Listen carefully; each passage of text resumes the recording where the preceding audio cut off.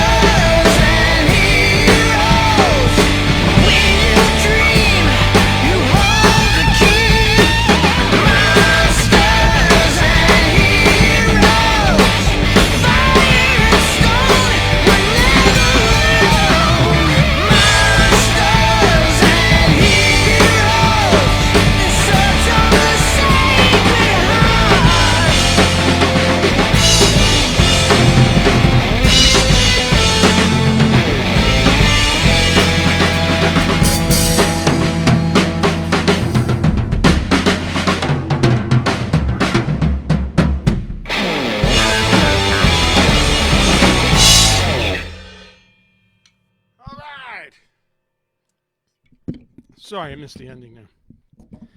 The band was Rushing. No, they're not Russian. They're Italian. Oh, okay. Hello, everybody. Hey, how you doing? Thanks for joining me. And where's my drum key? Okay, here it is. Thanks for joining me. It's Tuesday. Here it's Taco Tuesday, and yes, we're going for Mexican food again.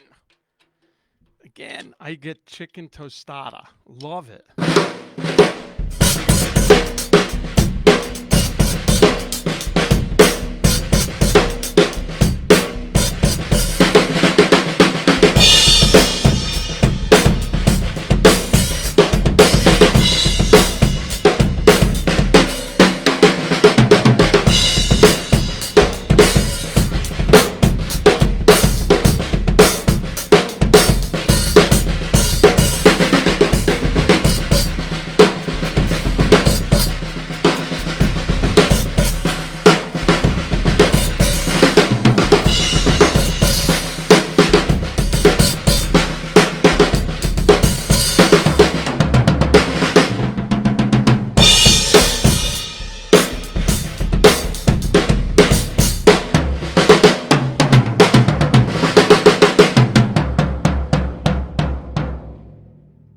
Yes, I'm going to do it. I love that. It's kind of my little trick that I do all the time, If I'm playing with, jamming with some guys, or with my band too, right? Last in Line, I'll be playing. Do Big Phil.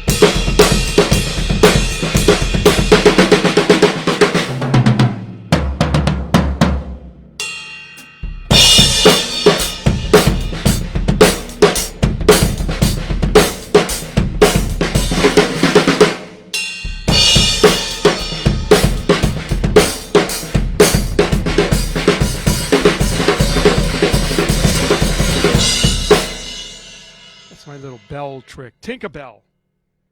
I lost the key. Always losing the key. Live, I spend more time looking for the key. And here it is. Here's one key. And I got two keys, and I lost both of them. So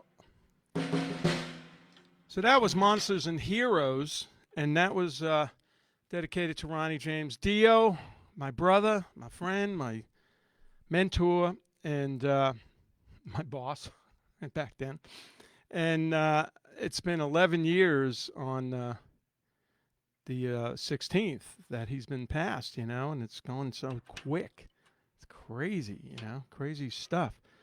So I wanted to play that again. That's Monsters and Heroes. All the lyrics are about Ronnie, and Paul Shortino wrote the lyrics, and he sang it on the original track. That was Jim Crean singing, and that was a track with no drums.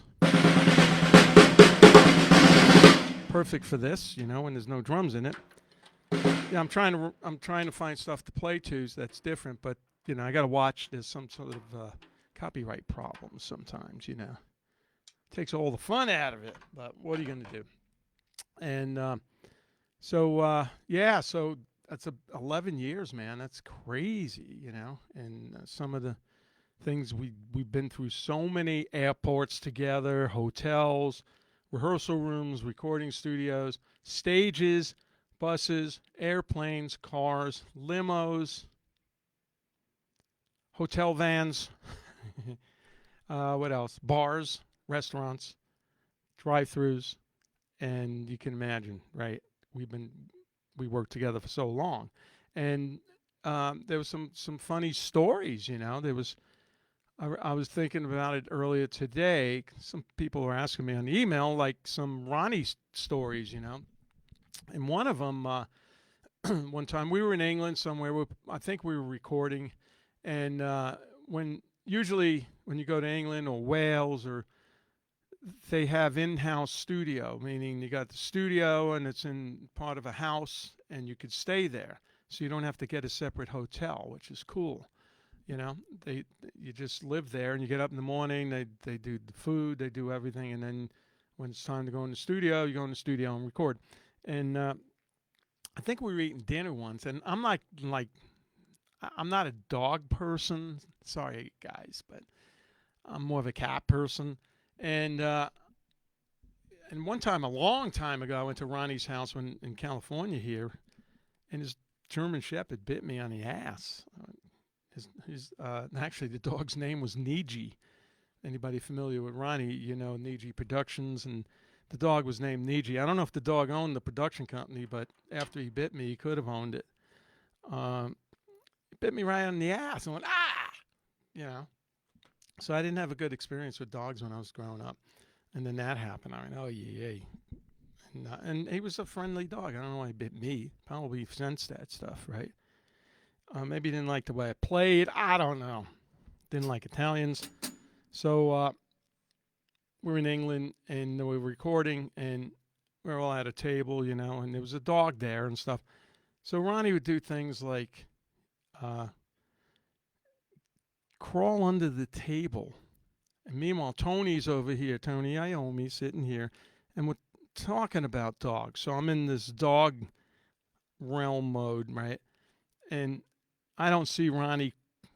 Here's a mature adult male crawling under the table, right? And at one point, he grabs my leg underneath. I didn't see him at all. And grabs my leg and goes, "Rah!" Like it's a dog. I almost jump and hit the ceiling, right? And thanks, Ron. That was good. And Tony, too. You know, they love, especially Tony, fooling around, messing around. I do that, too, you know, me. But I didn't get under the table. I wouldn't even do that, you know. So that was one story.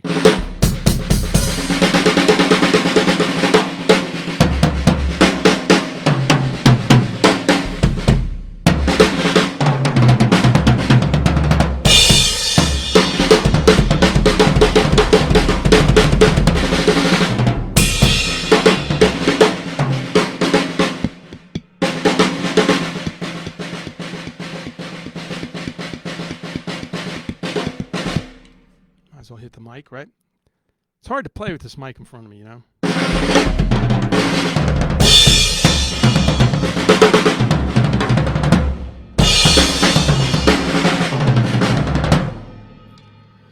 So I'll hit it.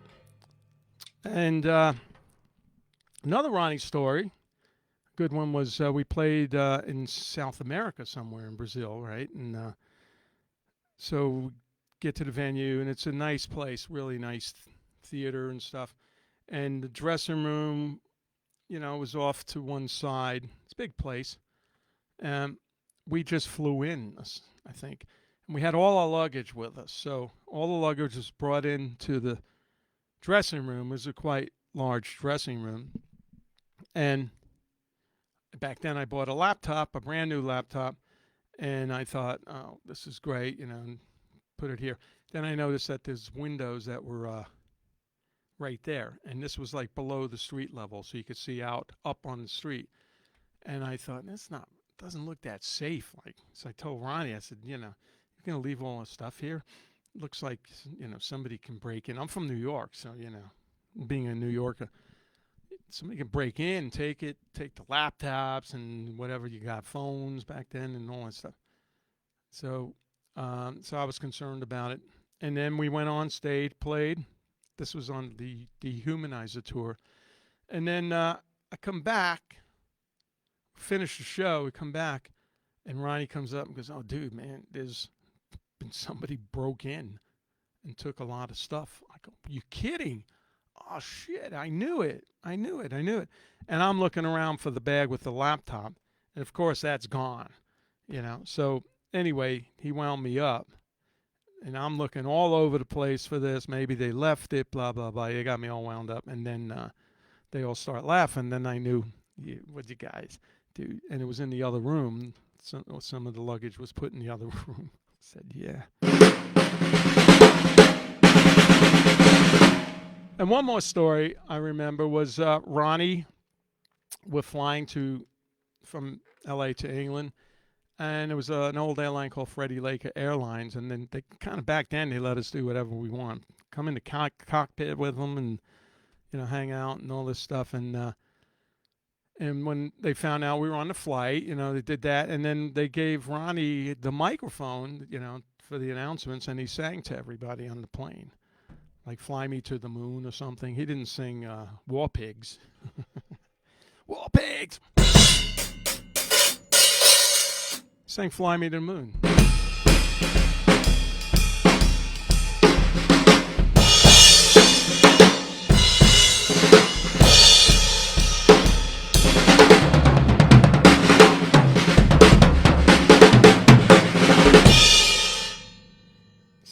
that was a good experience too. That reminds me of when I was a kid, probably 13, 14. I played with this sax player. He wasn't very good. He was an older guy, but he got gigs. So it was the three of us, me, him, and a keyboard. But we played like weddings and little events, bat mitzvahs or whatever it was, And what the heck, you can make better money doing that than doing news route or newspaper delivery or something. So some of the weddings, I'd be playing that and I do the fill to keep me from getting bored and dancing like.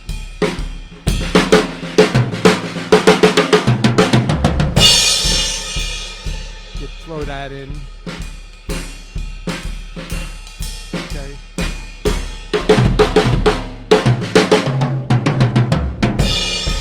Just little fills.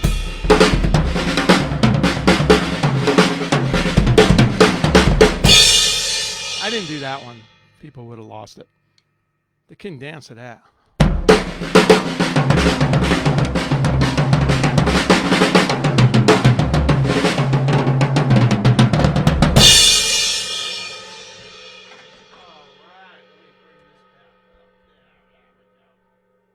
So those were a couple of stories about Ron. Great Ronnie James Dio. We miss him so much. And, obviously making his music is still alive. I'm keeping it alive. A lot of people playing the stuff. Liliac, Rainbow in the Dark. If anybody knows Liliac, great band, new band. It's a family. And Melody's a singer. It's great singer. She loves Ronnie. And they did a version of Rainbow in the Dark. I don't know how many years ago that was, 1 or 2, probably 2. And everybody's emailing me, texting me, hey, man, you got to see this band. They do Rainbow in the Dark. And I've gotten that a lot over the years with different songs that I played on. Hey, you got to check this out. You got to check that out. So, okay, I'll check it out.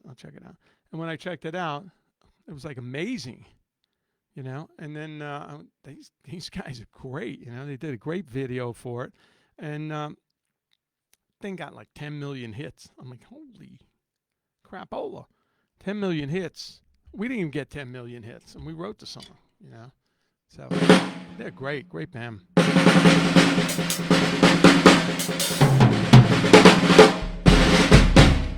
Hi, Rita. It's my friend Rita. She's watching me on a brand new big screen TV. How do I look? Let me know how it looks, I went with the other lighting today, something more, no red. The one over here is actually there. It's actually a white LED, but it looks blue. That's actually an LED bulb, but that looks white. Kind of white, beige. So no color today. And last night we had my friends from Hurricane come over. They're good buddies. And they're rehearsing because they got some gigs coming up. So they were rehearsing here, and everybody was in town. And Mike Hansen, my friend, the drummer, he's a Sawtooth in Dorsey too, and he wanted to come over and see the studio, so we're messing around in here. And I must have been playing I've been playing it on the speakers really loud. And my neighbor next to us said, "You must have been hitting those drums really hard." Yeah, it sounded great. I said, "No, that couldn't have been me." So I only played for a second, but that had to be me blasting it on these speakers. It was so loud that I'm sitting in front of speakers and there's air blowing from the woofers moving. And these are only, how old? There may be 6-inch woofers, and they're moving some air. There's a port there and they're coming out. It's like, whoa, wow. I'll probably blow these things out. So they came over and we did a little bit of a live stream just to surprise everybody, what the heck they're here. So I guess I should do more of that stuff, what goes on here. And so the stuff in the beginning, there was the intro tape. The fast song you heard was Rick Derringer when I played with Derringer, and that was called Beyond the Universe. Really fast.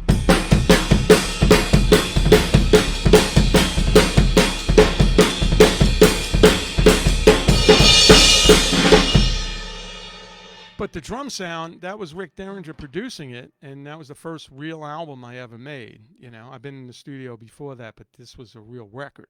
and you could hear how dead it is. I mean, I listen to it now, I go, oh my God, these drums are like,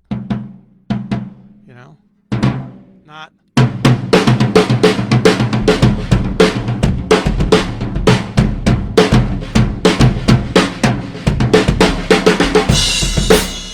Now it's big and loud, room mics and everything, but it's so dead, it blows my mind when I hear that. I go, holy shit, and I did a little solo there, I forgot what it is. But the end of it, I went, this is too big of a spread, but I had another tone there. I did the fill going up.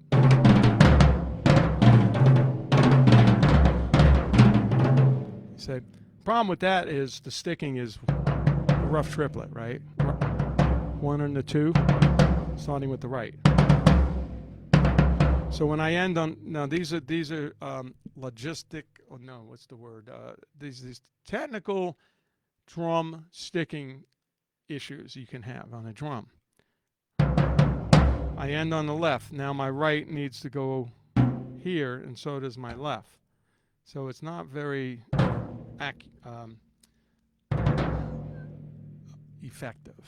efficient.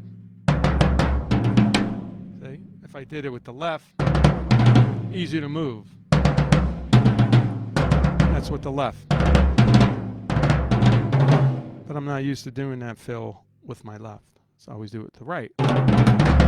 See, but then you almost got to move your whole body.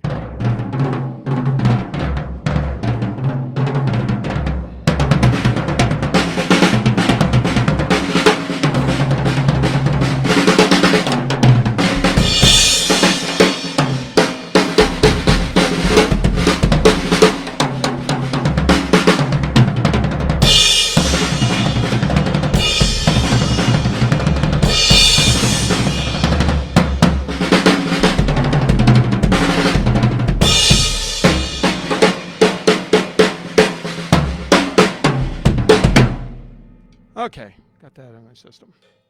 That was for you, Terry, if you're watching. That's my sister. She goes, whenever we hang out, I start playing on the table. She goes, does that just come out? I said, yeah, it just comes out. It's crazy, right?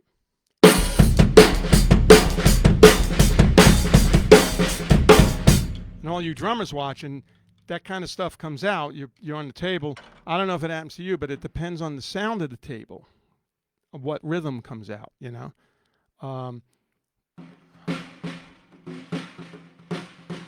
if it's a big table, you got something like that. Like that. But it depends on the sound. Same thing with the drums, So I got all the mics in headphones here. All right, so today we have the hickory snare drum on sale. This is the drum I'm using now. This is fresh. This guy's fresh out of the box, brand spanking new. Look at that. It's got an Evans heavyweight head on it, if you're wondering. The bottom's another head that came with it, which is a Remo. And it's a beautiful drum, hickory. It's got 3mm die-cast hoops and solid steel lugs, like Superman. So it's a great drum. It's got a wide range of tuning, great lows, mids, and highs. Right now, this is about mid. I don't want to go too high up on this guy.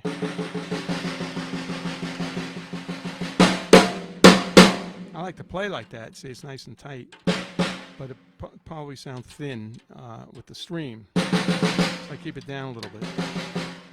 And it's got really nice EQ on the low, mids, and highs. And the bearing edges are dual. There's 2 of them, 45-degree angles. So this head's really sitting on there. Nice. Got a lot of ring, sustain. And the throw-off is a heavy-duty throw-off.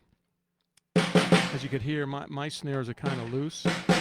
I like them loose.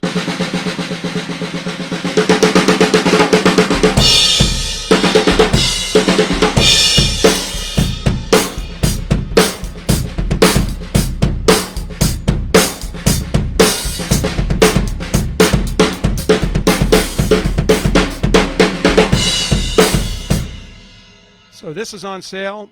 It's normally $4.99. Now it's $3.99. This is a really high-end snare. It's 6.5-inch deep, and it's hickory, 6 plies of all hickory. There's no like weird wood in there. It's all hickory, so it's a good set. And this a good snare. This is going to be the set I'm going to have in another couple of weeks. Which you tune in, I'll have a bigger set here. So it'll be pushed out a little bit.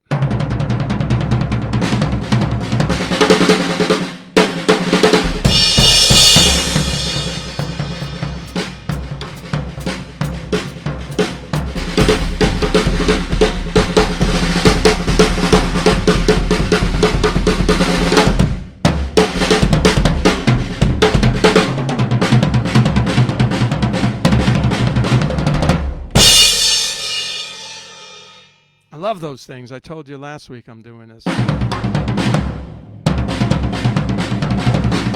You can...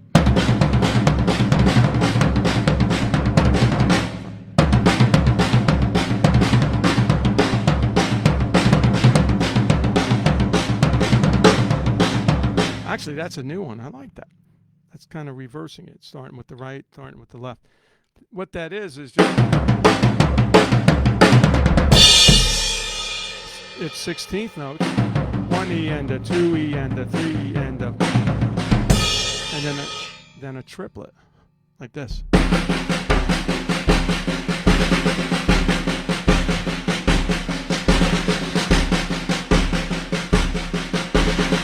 E and a 2 E and a 3 E and a 1 and a 2 and a 1 E.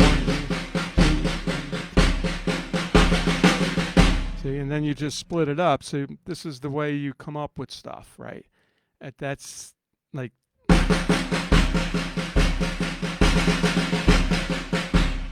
That's kind of like a marching thing almost. And you go, what else can I do with that?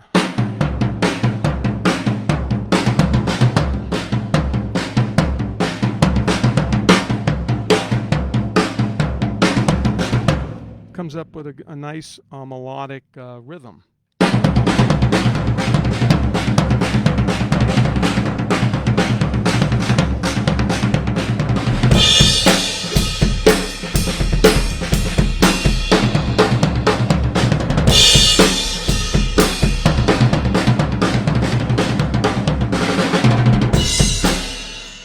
See, and then you got a great cool fill there. So that's what I like to do. I like to tear some certain things apart, you know.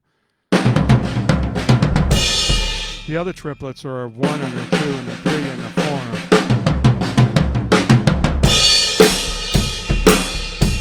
Like this.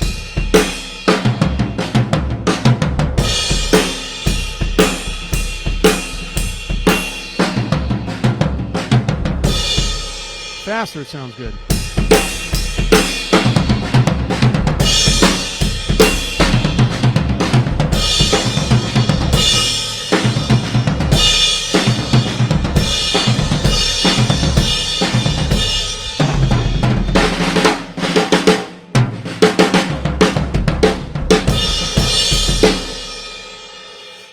I should have played that at the wedding, right? This is kind of wedding. Right? That flows.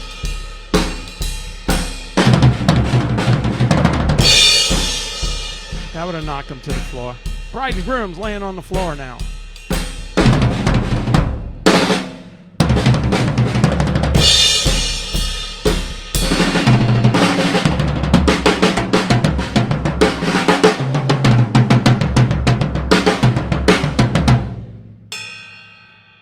And ladies and gentlemen, we have Lala in the house. Hi, Lala.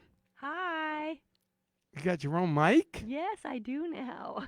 Oh my God, she sounds so good on that. Like, she reminds me of like.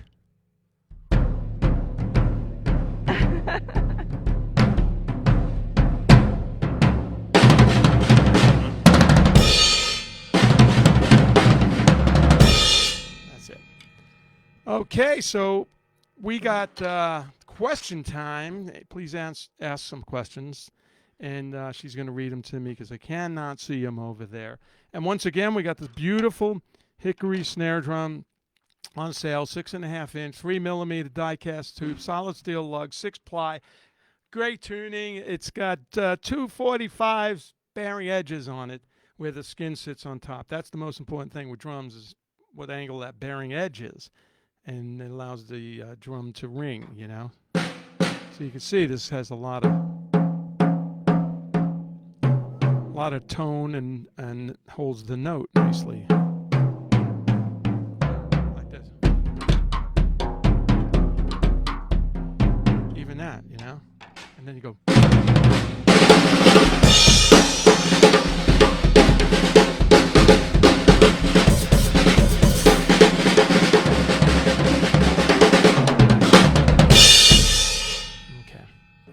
All right, so let's take some questions over here from Lala. Okay. Did you ever work with Ronnie and Elf? Did I ever work with him? No, not with Elf. No, that was a long time ago. I was probably too young, you know. Actually, I heard of Elf when I started working with Ron. I knew he played with a band called Elf, but I never heard them. And then later on, you know, on the internet, it's easy to hear anybody. So, but I never worked with them. Okay. A studio story for Last in Line. Studio story for Last in Line. Now you put me on the spot with that one. Actually, I really can't think of one. Everybody is so nice in the band, and we all behave, you know. I'll tell you another funny story with a different band, and this was with Jeff Pilson on guitar. He was singing and playing guitar. It was me and Darren Householder, this really cool guitar player. This was a long time ago, and Michael Diamond, not the plumber, on the bass. And it was Saturday night. We had a rehearsal room, so we invited a whole bunch of friends down. We said, "Come on down. We're going to play, you know, a bunch of songs, like a little party, had some booze there." And we told Mike, the bass player, we said, "You know, the girl from Atlantic Records is coming down." Oh man! So he wound up being late, and we wound him up saying, "The girl's here, the lady from Atlantic Records," but really it was my sister, you know. So before he got there, of course it was me. I told Jeff, let's tune his bass to a different key. And he comes in. He doesn't have time to tune up. He's just got to put the bass on, and I'll count it in. So he gets there, runs in, and we introduce him real quick. That's Terry from Atlantic Records. Oh, hi. And he runs in. Okay, put the bass on. Okay, let's go. Come on, we got to go. And I counted off. 3, 5, and he's in the wrong key. He starts freaking out, you know. Then we just stopped because everybody knew what we did, and we all started laughing at him. And then he started laughing. He was a good bud, good sport about it. But Last in Line's pretty cool, pretty well behaved. Next question. Do you ever play with the traditional grip?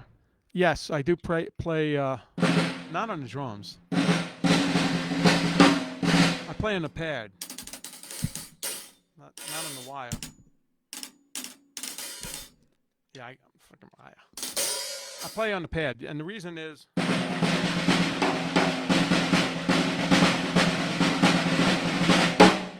because when I sit on the couch, it's for some reason it's very uncomfortable. Not uncomfortable, but you got to hold the pad up and then play traditional grip like this. That's not traditional, but it's rock grip, let's say, right? And then, but it's easy for the left hand, my left hand, to play like this, traditional, because of the angle of the pad. I don't know what it is, so I practice on the. Never on the drum. Yeah, I can't play.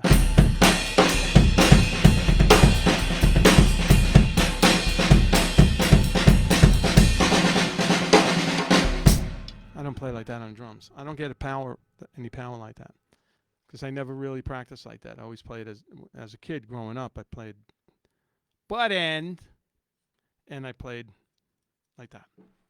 So, okay. How often did you fly in a private plane? How often did I fly in a private plane many times. Many times. Some of them were scary. I was doing a drum clinic somewhere up in Vermont. Took this little plane. It's one of those planes where they go, "How much do you weigh?" And you go, "Uh-oh." Depending on how much you weigh, you sit in that somewhere on the plane to balance the weight. I'm like, ay. And we got all the way up, and it was all right. Then when you had to land, it was just like in the kind of hills and mountains, and it was like crap, all that going on. And then when I played with Ozzy and Sabbath, we had private Learjets for like a week, and that was fantastic. I'll take that any day over the little prop planes. Yeah, but you can't bring a lot of luggage on. So what? You bring a little bag. You get there in like, so fast in like an hour, somewhere. Because what we did was we did festivals in Europe. And to get to the next festival, which was maybe 2 days, it wasn't the next day, it was the next day after that. You had a day off in between.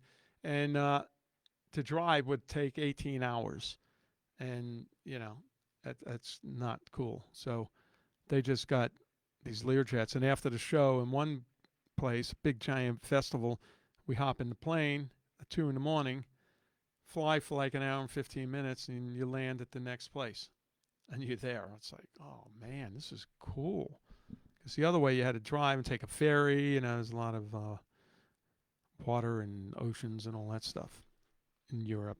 So yeah, it was cool. Okay. After all the years of drumming, what comes easiest and what comes hardest? Oh, wow. Easiest?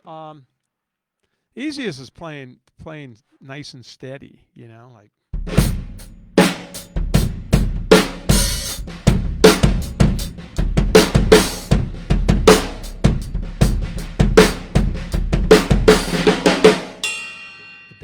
The bell's the hardest. What comes hardest? Sometimes the stamina when you haven't played in a little bit, like I'm going to be doing, because I'm doing a gig with my car on June 3rd and 4th. And I haven't really played a whole full set. I've been playing here for you guys, and I do sessions here, but I don't play a full set. Boom, boom, boom, boom. So that's going to be a tough one. So what you do is you don't go full blast out the gate. Start the song, because your body's probably not so used to it. So you go out the gate and you play hard, but still relax it until you warm up. But you got to make the faces, so it looks like you're playing hard, like.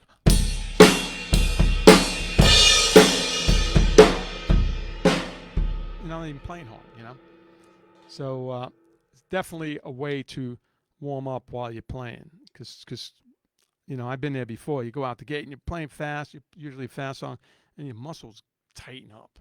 So that's no good. So probably that. And this is the hardest thing. Doing that. It's hard to learn that. It's conga trick. Okay, next. When you're doing the gigs, are you going to still keep doing this when they start coming up? Well, I can't. I could do it up until I leave, because I'm leaving on Wednesday. This is on Tuesday. So, and then when I come back, I'll keep doing this until we got some dates coming up with Last in Line. We found out, and there's a show in August, and then maybe 1 or 2 in September, and a bunch in October. And I'm doing some shows with my brother. So eventually, it's probably going to get in the way, and we'll see. I love doing this. This is really fun. You guys are a great audience, and you got to know it's weird to come into the room. Like I told this story when I first started doing this, and nobody's in the room but me, and you're making a whole show of it. I was showing the guys from Hurricane some of the other ones I did. I said, there's nobody in here. And I have to keep it going and think of things to do and all that stuff. I'm starting to run out of songs to play because I can't play the main stuff, if you know what I mean. I don't know why. I'm on it, Plus, we're not selling stuff. So, except the snare drum for $3.99. The Hickory snare drum. It's a great sounding drum, all right? I hope it sounds great out there.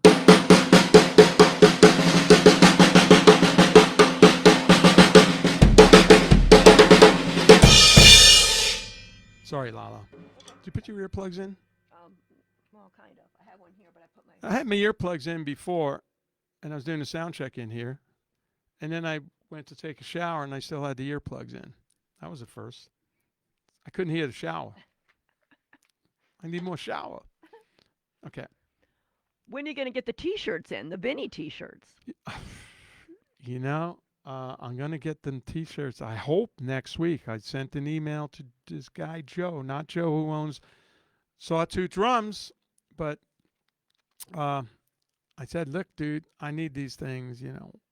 He knew that anyway, so hopefully I'll get them soon. We'll put them right up there, you know. And this is what I'm playing just quickly is the Sawtooth Command Series drums. These are the drums that go on sale on this show as well. It's like a $600-$700 kit, and it comes with 2 floors, 12, 13, 16, 18, 24 by 14 bass drum, which is real cool. And it comes with a little smaller snare drum, a 5-inch, which I love. I've been recording with it. And it's a great kit, and this is poplar wood. So the next set coming up is going to be the hickory kit, like this, a little darker wood, and I'll have that set up. It'll be a bigger kit. It'll be fun, you know, be a little bit of a change. And Joe Fuco is the owner of the joint, and it's a great company, very proactive. And on Friday, the Heaven and Hell video we did with Melody from Liliac. I was going to say Melody from Quarantine. Too much news. Melody from Liliac and Michael Badio on guitar and Rudy Sauzer on bass, and we did Heaven and Hell. It was real cool. She sings her ass off. She's so great, and so is the rest of the band. So, okay, how about one more question here, Lala? Okay. When did you first start going up on a fill as opposed to going down? When did I first start going up on a fill? Opposed to down. I did that a long time ago. I mean, that was 1976 on that Derringer album where you go, you know.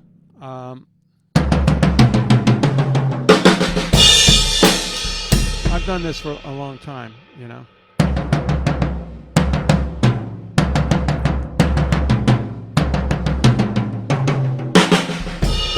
I've done those kind of fills on some of the albums and stuff too, you know. And again, it's hard to get to here. This was like 17-inch spread here because the bass drum is tilted. I don't play with the bass drum, the toms on the bass drum, which would give me less of a spread. So this is kind of a handicap.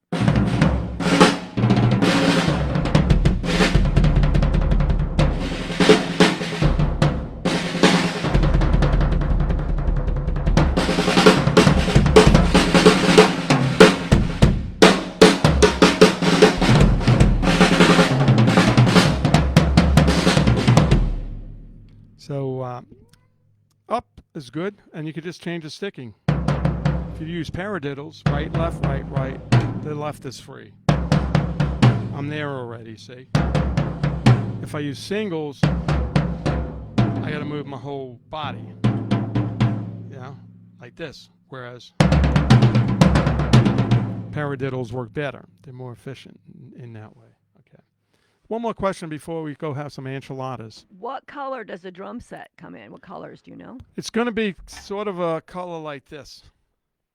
And I think mine's going to be a little darker on the wood. It's a beautiful, beautiful finish on this drum.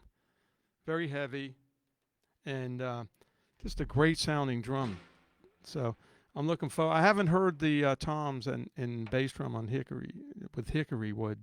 So this is all poplar, you know. So we'll see what happens.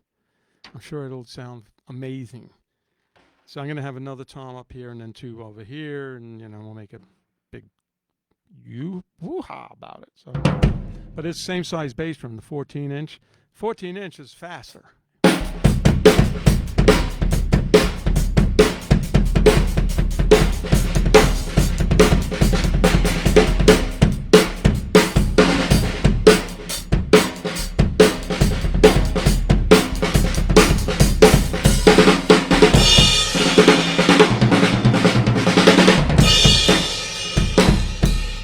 I'm not hitting them too hard. I don't want to blow Lala's ears off because she just had her hair color done today. And oops, I'm not supposed to say that. No, that's okay.